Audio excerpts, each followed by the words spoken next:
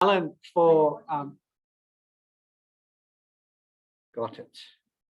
I've just been told I've been recorded and I'll acknowledge that. I'm unmuted. Thanks, Alan, for a really good introduction to what I'm speaking on. It's funny, you know, when someone does communion and the person who's preaching preaches, we seldom talk to each other about what we're doing, but that was a great introduction about Jesus coming into the world, and then many years later, he died for us, and he rose again, and that's a pretty critical thing to be reminded about. So now I've been told that there's one of these in Bacchus Marsh too, but a friend of mine sent me this during the week. So if we could have that first slide, please. And it, as disgusting as that is, it's a reminder of why we need to kind of focus about what is it about this season that is important to us as people of faith, because we know where people's minds are, or some people's minds are anyway. The Word became human and made his home among us. This is the incarnation. Now that's a big word, but I'll talk about it in a moment. It's a profound idea with profound implications. God took on human flesh, and it wasn't just an apparent taking on, it was real. He was born in a womb to a mother and experienced all the vulnerabilities of a little baby, a baby in the womb, and then a baby as they come into the world. And then later, as a child growing up. Last week, Scott finished his message quoting a verse in Luke chapter 2, and it said, Jesus grew in wisdom and stature and in favor with God and all the people. So from the time that Jesus was a child to the time when he became 30 and he started his public ministry, and that's what the Gospels are about, and we don't know a whole lot of that time after his initial childhood to the time he was 30. But we do know, and isn't it amazing that Jesus spent the majority of those years living amongst ordinary people, living in a very specific culture, the culture of Palestine, and getting a job as a tradie and working in that job with all the challenges of whatever that meant for him at that time, and experiencing all the highs and lows of life. And yes, if he was fully human, and he was, experiencing fears, doubts, uncertainty, loneliness. He truly made his home among us. He lived with real people in real time.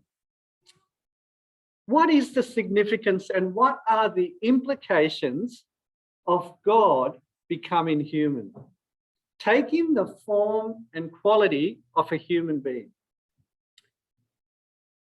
When I was thinking about this over the last few weeks, I came across a study that has been done by the churches in the Frankston Council, a very comprehensive study. Now, the Frankston Council would have a lot more people in that kind of constituency than we would say in Moorabool.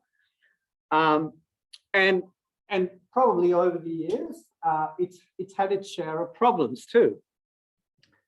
And the churches took on a very comprehensive study. It was very well done. It's actually there to read, and there's a shorter video about it. but it was basically to trace what was the impact of the church or the churches, the local churches in the Frankston area on ordinary people. And what it came up with was quite amazing and quite interesting because of the way the churches were impacting their community. And I would like you to us to watch for just a few minutes an interview with Tim Costello, formerly from World Vision and also a Baptist pastor, who was part of that study, just talking about what the church, how the church impacted its local community. So this is just a snippet from a video. Thank you. Yeah, so firstly, I've always seen myself as loving my neighbour and a community person. I think Christian faith at its heart is not about me. It's about others, and the secret of joy, whether you have faith or not, is actually discovering it's about others, not about yourself. So I think Neighbour picks that up, and I was very happy to be a patron of Neighbour. Secondly, as a Christian, I was really struck that the Christian church is doing so much, and yet people wouldn't know. You know, I guess it's because we're seen as so different, and so many different varieties. But, you know, everyone knows with football, you might have a different colours, a different club room, a different song, but everyone knows it's football. Churches have different songs, different club rooms, but people don't know the extraordinary reach, the service, the love of others that's going on, and Neighbour amplifies that. I love what you've picked up there, and I think you're absolutely right.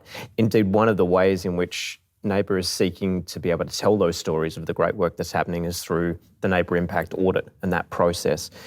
In your opinion, what makes the audit so valuable as a tool, as an initiative for churches in a local region to be able to participate in? Well, we live in a society where we know if it's not measured, it doesn't matter. In some ways, I wish it wasn't that way. The truth is that churches have never been measured in terms of social impact. Churches are known for maybe their architecture or a bishop pronouncing on, or a Tim Costello pronouncing on a social issue. But churches are actually people loving and serving and giving and going way beyond themselves every day, and that's never measured. That's what this audit is about, why it's so important. Yeah. And so then let's talk a little bit about the audit in the context of Frankston. You were the one who initially suggested that this could be a great location in which to run an audit. Why was that? Well, I moved here about 3 years ago, and I didn't know any of the Frankston churches. And I was quite staggered after moving here to visit a number of them, and I was literally blown away by two things. One, what they were doing in the community. Two, the remarkable unity the ministers of those churches had together. You know, sometimes the clubs, you know, whether it's in football or a religious sense, can be at each other's heads. This was a sense of cooperation, genuine friendship from the leaders down. And I thought, wow, this is the perfect area to do something like this audit. Yeah.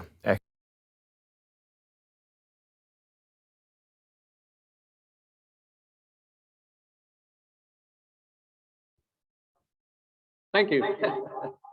We're back. One of the churches, if we could have the next slide, please. One of the churches that took part in that very comprehensive survey was Gateway Church, and they have this program called Active. And I just wanted to read just a couple of snippets of what I read about that. So there's lots of churches doing different things, really good work. But so the church organizes a wide range of sporting activities, including running, walking, cycling, basketball, rock climbing, and fitness classes, as well as facilitating workshops by sports professionals. At a time when social isolation is of major concern and many people are struggling with mental and other health issues, physical activity can be part of the solution. Pastor Rick Painter says this: we believe there is a unique and critical role for Christians to play in the area of health and well-being. God's desire is for human flourishing, and that includes the way we treat our bodies. We see sport as a powerful way to create social connection and build a strong sense of community.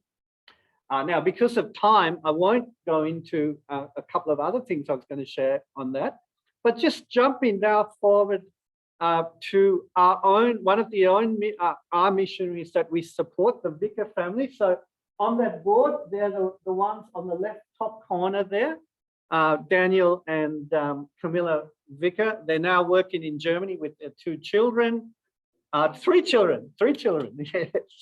And they'll be here next year, and they will be sharing in March in one of our life groups on a Wednesday, which would be great. But they are involved with Operation Mobilization in sports ministry, because they've recognized, and it's not just in Germany, it's right across Europe and actually across the world, because they recognize that that is the way to connect with the people that they want to share the good news with. And this is a comment. So they had this conference. So Daniel Vicker was involved with a whole lot of people about a month ago in a conference. And this was a comment that they made in their latest newsletter. This week will include celebrating past successes and planning for the future as we move toward our vision for 500 discipling sports fields. So 500 venues, this is what I understand, 500 venues where some kind of discipleship will be established at these sporting venues. And that'll be done internationally, and 70 of which we hope to see in Europe among the least reached, and 210 sports leaders by the end of 2025. So there's training of leaders and all sorts of things.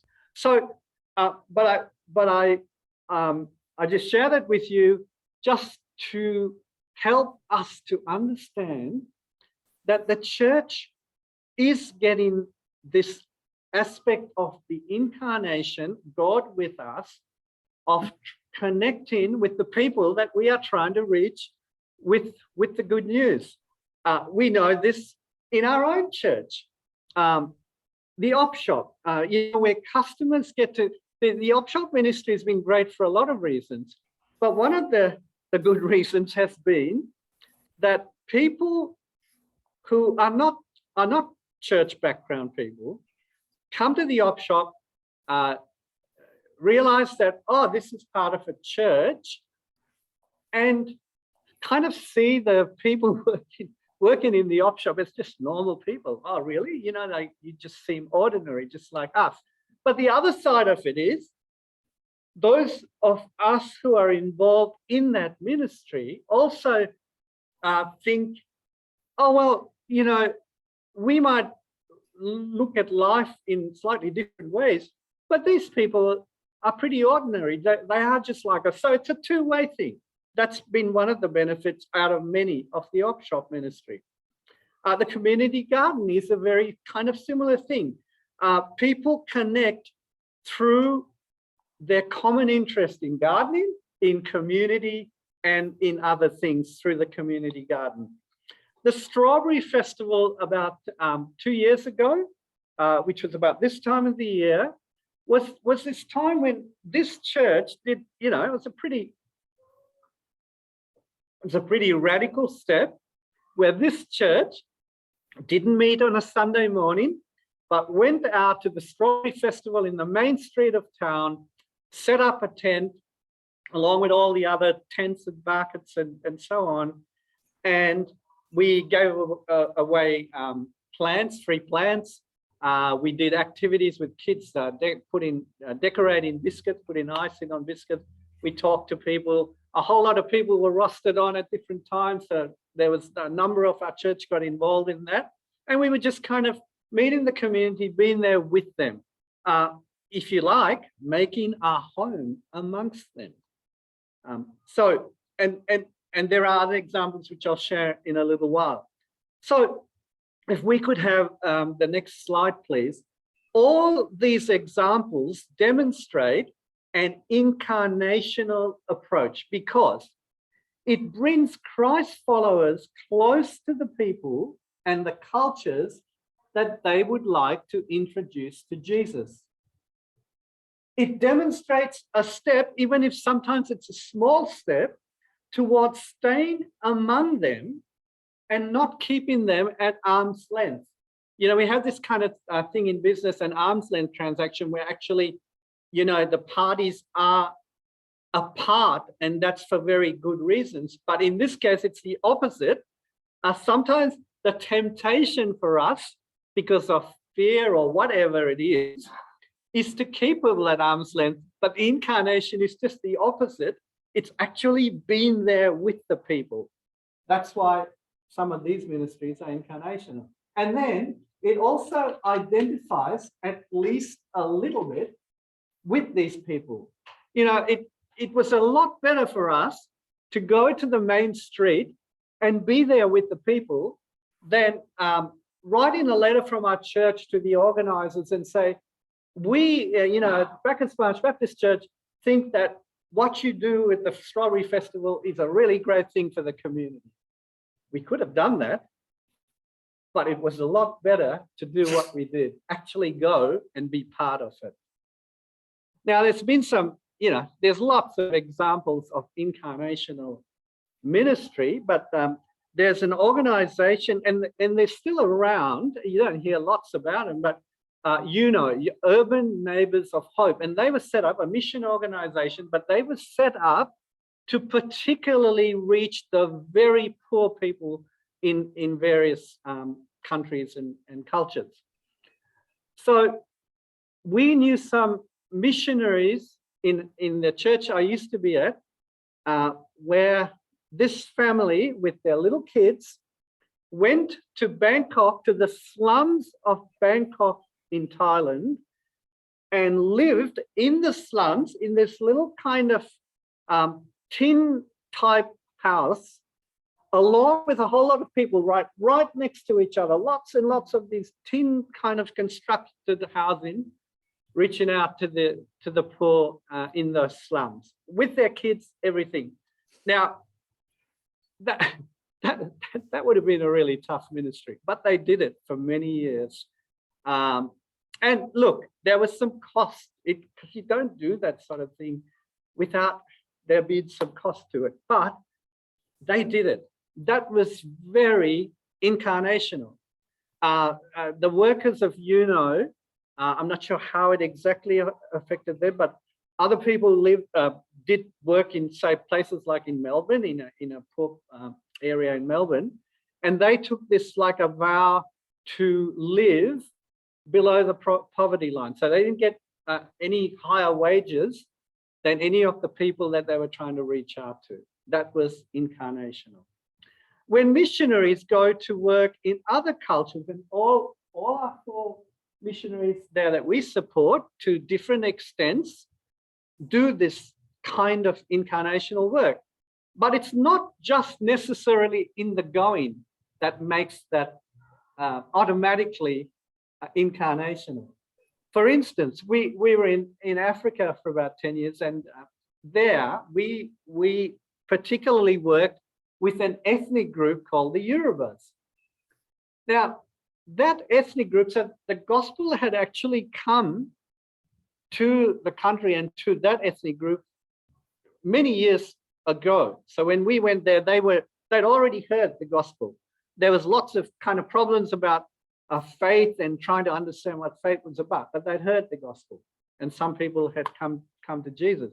But when we were working with them, they sang English hymns from way back, the same sort of hymns that we were used to singing once, and some of us are still very familiar with those hymns, translated into the Yoruba language.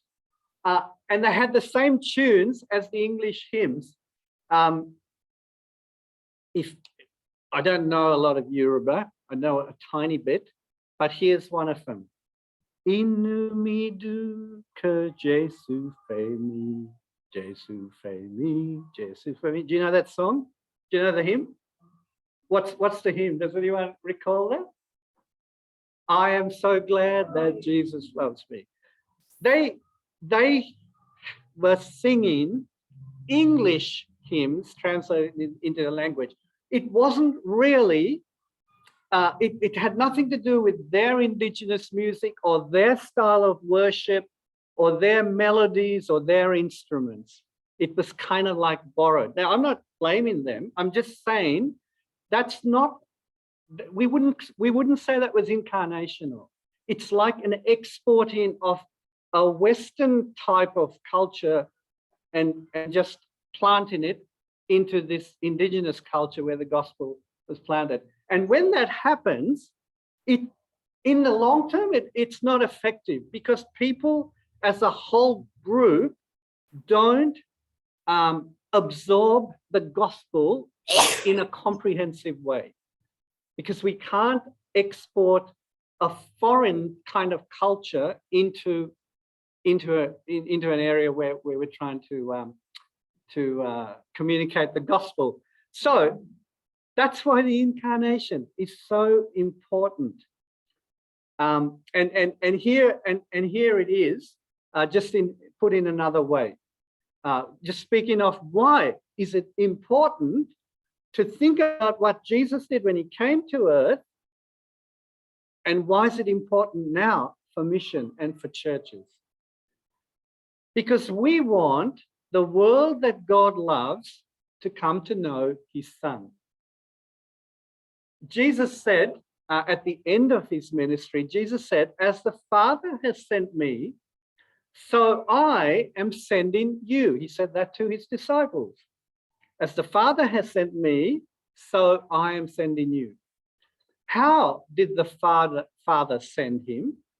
He came as one of us. He identified with us and he lived among us. How does he want his followers to be? He wants us to identify with those that God loves and live among them. Be incarnational. For the last 30 to 40 years and longer, it's been obvious to all that the Western church is in decline. But many people, convinced that the gospel's transforming power is still relevant to our troubled world, which has lost its way, say that we have to reignite an incarnational approach to our mission. In fact, Christians who've studied this decline say that people just don't recognize, the radical, fresh, life-transforming Jesus that some of us claim to know. And here's a quote from some of those people. Next one, please. Next slide. If Jesus has become so unfamiliar, perhaps it's because he's perceived by many as a tame churchgoer and a teacher of moralistic platitudes. Research on the subject indicates that the perception of Christians, remember we're talking about the perception of Christians, not how they are, of the perception of the unchurched is synonymous with becoming a Christian is a happy but a bland, usually white, always middle class, middle of the road kind of person. The kind of person exemplified by Ned Flanders in The Simpsons, if you're familiar with that character. Many in the church are eager to change that perception and recognize the need for an incarnational approach. So put another way, if we say that mission is important, and I think our vision statement seems to reinforce that, then we need to reflect how God chose to reveal himself to the world, to become like us. Our church has been moving that way, and there's some encouraging signs with those with the things that I've already referred to earlier, the Ox Shop, the garden, the Strawberry Festival, and so on. Now, just on Friday, there was a couple of great reminders of this again. So there are 5 people in this church that mentor kids at the Pentland Primary School. We've been doing that for 10 years. And the school had a morning tea, and they invited the mentors to come along to that morning tea, which often happens towards the end of the year.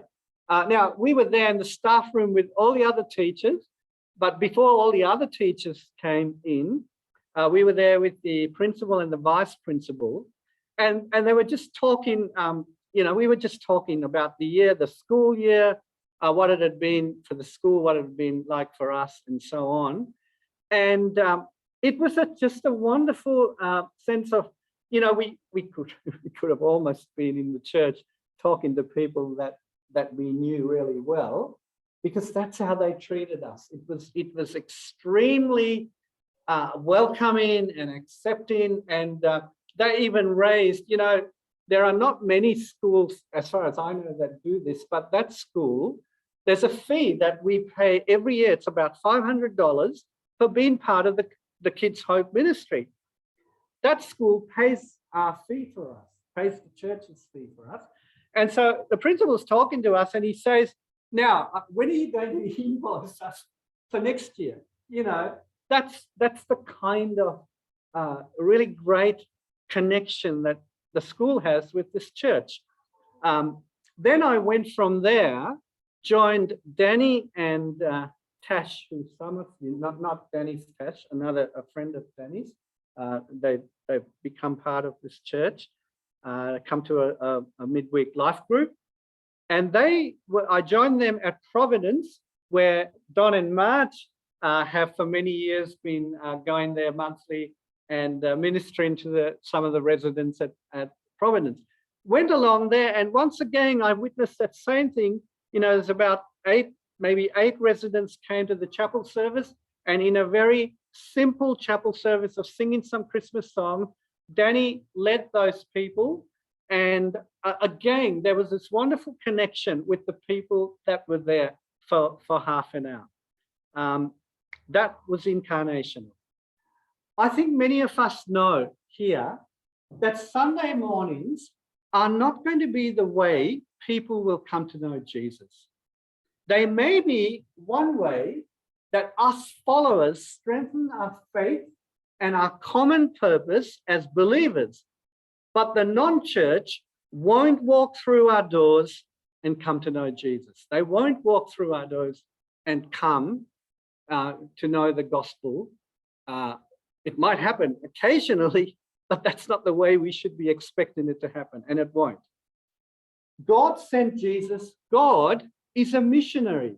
He came to us. We need to go to people. Making our services more exciting and more slick or more relevant may help those of us who are used to church to enjoy it more. And it's important that we constantly look to do those things. But it won't help the world out there to find life in Jesus. It won't help our mission. I can't think of more than a couple of people, in the time that I've been here, that have become new followers of Jesus. I can think of a number whose walk with him have grown and who've touched others, and that is extremely encouraging. But our ongoing focus needs to be finding ways to draw closer, to identify with, to dwell amongst those we want to reach. Now, please don't understand that I'm saying that living incarnationally is easy. It's not. It's not easy for me. And I'll tell you something that happened to me even just this was only a couple of months ago. I had to drop something in to Danny's place. And when I went there, her kids with some of their friends who I didn't know were playing pool in the garage. So I went along and I was kind of hanging around, watching them playing pool and sort of talking to them. And then someone might have said, oh, they offered me to have, you know, a shot or two, and I did. And it was really good to be there. But I have to admit that even though I knew some of them, it was kind of like an environment with these kids that I wasn't really familiar with. It was an environment that I wasn't familiar with.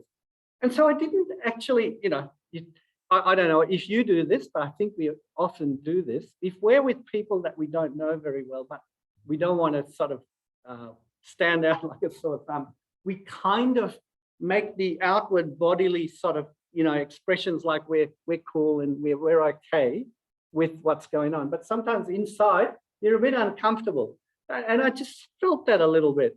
So I didn't hang around a really long time. I went.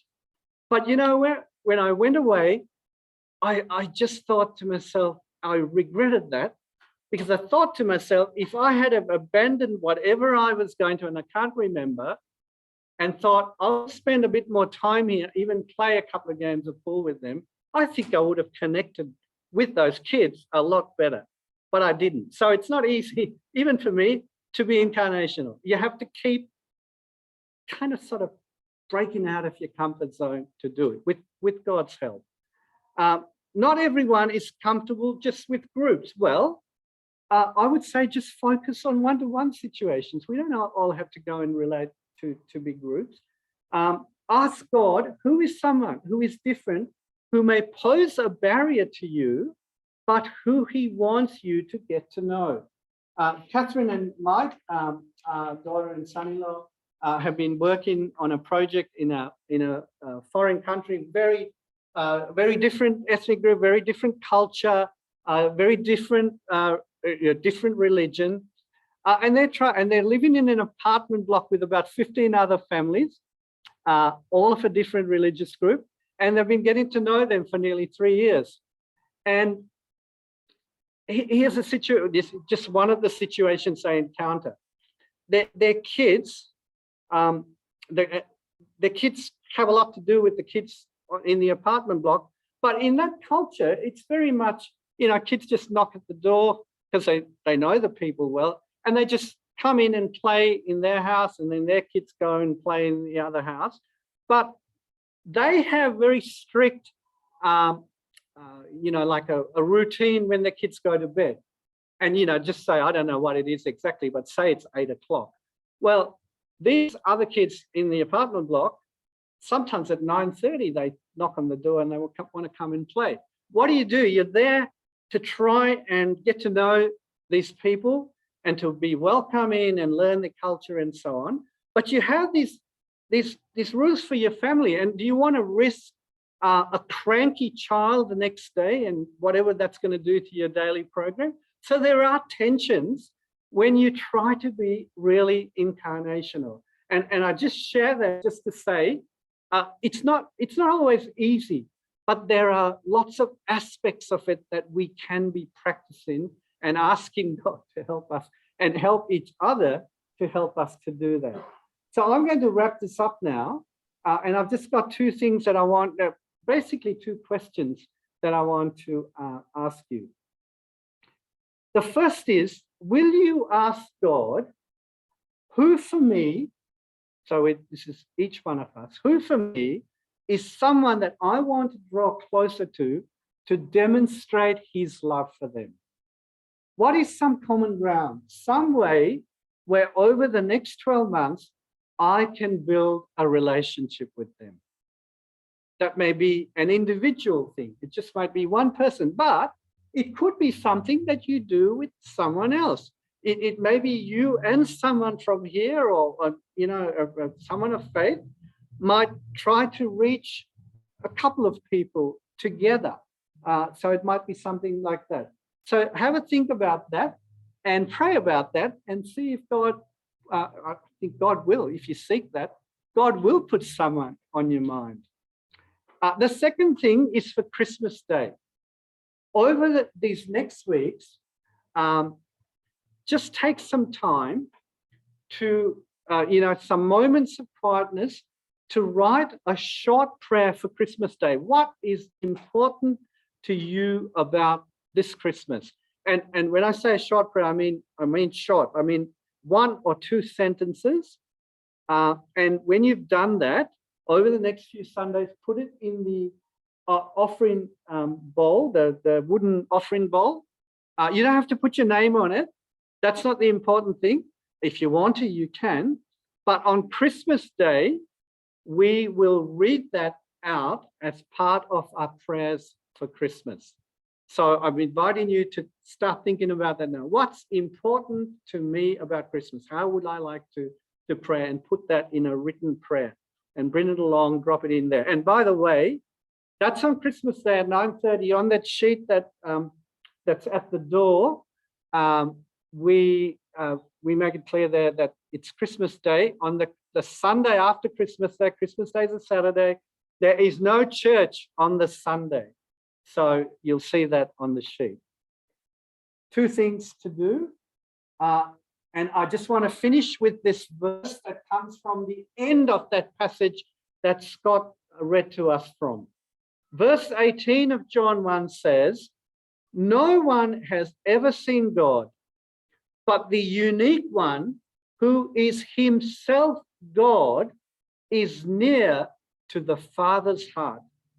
He has revealed God to us."